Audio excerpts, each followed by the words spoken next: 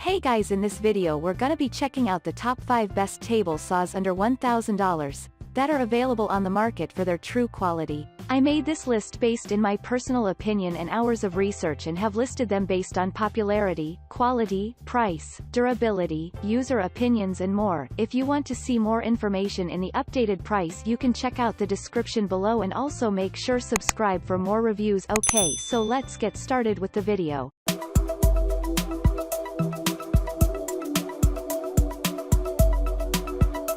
Starting at number 5, we have the Fox W1837. The first thing that you'll notice with this saw is its distinctive design. Not only is this design quite sleek looking, but it actually provides plenty of power considering that this is a hybrid style saw. In fact, its cutting performance, thanks in part to its power 2 HP motor, is on par with much more heavy-duty saws.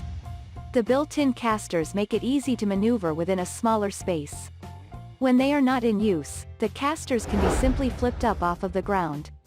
This allows the saw an extra level of stability that is equitable to a much heavier and stationary model.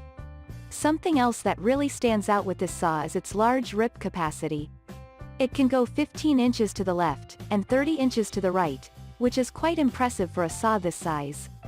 One thing that you will want to be careful with if you decide to purchase this model is its rip fences. While they are made out of high-quality materials and should easily last you for a good long time, they can be a bit tricky to get into position. Once you have the measurement figured out for your rip cut, you need to be sure to really push down hard to lock the fence into place securely. If you don't get it to click in all of the ways, it is liable to move on you while you are cutting. Moving on at number 4, we have the Dewalt DW744XRS. This is also one of the lightest saws that you could purchase at this price. It only weighs about 60 pounds, which also helps to make moving it from place to place quite easily. Despite how light this saw is, it is still quite versatile when it comes to cutting wood. Its rip fence is easy to adjust and maneuver, and it has a very large rip capacity. This makes it a great option for small, medium, and larger size cutting projects. It also comes equipped with a dust port, which is great for catching as much dust as possible, as long as you are going to have the saw set up in one place for a while. The port is not very easy to access since it is on the underside of the saw. This does cut into the mobility of the saw a bit, since connecting and disconnecting the dust collection system takes so long. At number 3, we have the Bosch 4109. The stand for this saw also plays a big part in making it so portable.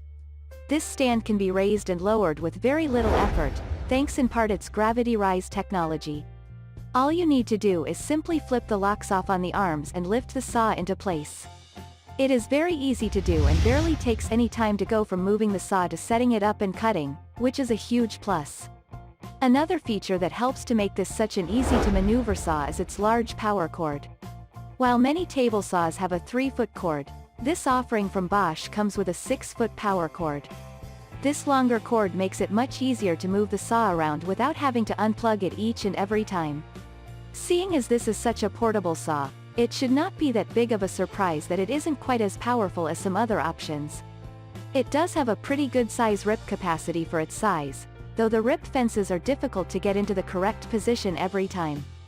This is partly due to the fact that they are built to be so durable, that it can be difficult to operate them sometimes. At number 2, we have the SKILSAW SPT99-11. One thing that lots of people assume they need to sacrifice in order to get a good table saw under $1,000 is power. For some reason, lots of folks think that you need to spend a ton of money to get a ton of power. This is, thankfully, not the case, especially if you decide to go for this model, which is produced by SKILSAW. Its worm-driven motor is capable of producing up to 5,000 RPM, which is by far the highest available at this price point. This powerful motor makes it a great option if you are going to be cutting larger pieces of tough materials, such as pressure-treated woods. Something else that stands out with this saw is its large cutting capacity. Unlike most table saws, which only have a cutting depth of 3 inches, this model is able to cut through anything all the way up to 3.6 in depth. This, when combined with its large rip capacity and powerful motor, make it a perfect choice for large or small projects, no matter if you are a professional or just a weekend woodworker.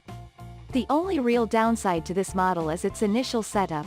While the pieces fit together very well, and the saw is very well designed, the instructions are very difficult to follow. The diagrams and written instructions make the whole assembly process a bit tricky, so be sure you have some help on hand to assist you in working through them. And finally at number 1, we have the DW3720. Obviously, if you are in the market for a table saw under $1,000, then you want to keep things on as tight of a budget as you can, while still getting an excellent saw.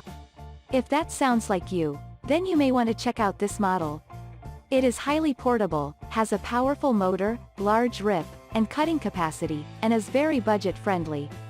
These features help to make it an attractive option for any budget-conscious woodworker who wants a quality saw. Another feature on this saw that helps to make it such an attractive option is how easy each of its various components is to operate. The bevel and cutting depth adjustments are simple to read and easy to use. The rip fence is also easy to adjust, which helps to make getting accurate cuts with this saw fairly simple and straightforward. While this saw does have a ton of features that help to make it an effective cutting option for homeowners, it probably wouldn't be the best option for anyone who is going to use it heavily. It, unfortunately, does not stand up to regular, heavy use very well. In fact, it will need to be recalibrated regularly, especially if it was used a lot. While this does take some time to complete, it shouldn't be too big of a deal for any homeowner seeking a quality saw for occasional work.